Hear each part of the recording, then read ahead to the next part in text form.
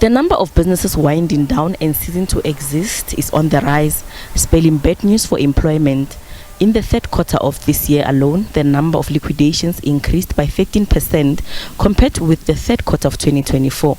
There was an increase of 3.8% in the number of liquidations recorded in the first 9 months of this year compared to the same period last year.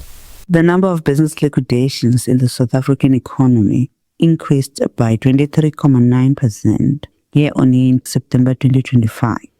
This represents a rise of 28 liquidations from a total of 117 in September 2024 to 145 in September 2025.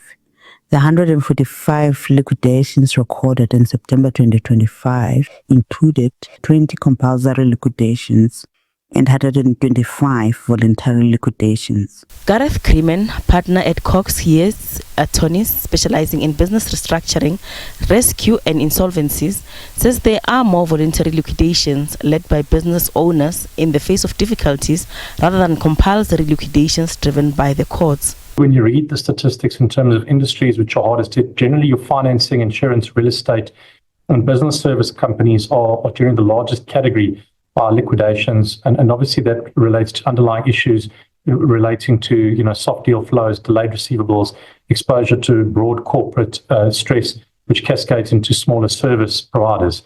The next category you find typically, according to statistics, is your trade, catering and accommodation, and that again goes down to your load shedding costs, which we had previously before stabilization on the electricity grid, higher input prices, consumer down trading. And obviously, viability in terms of operations.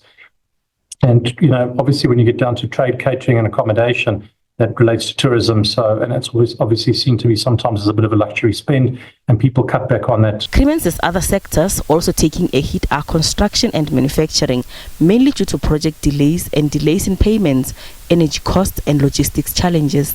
Gloria Safakomusi, SABC News, Johannesburg.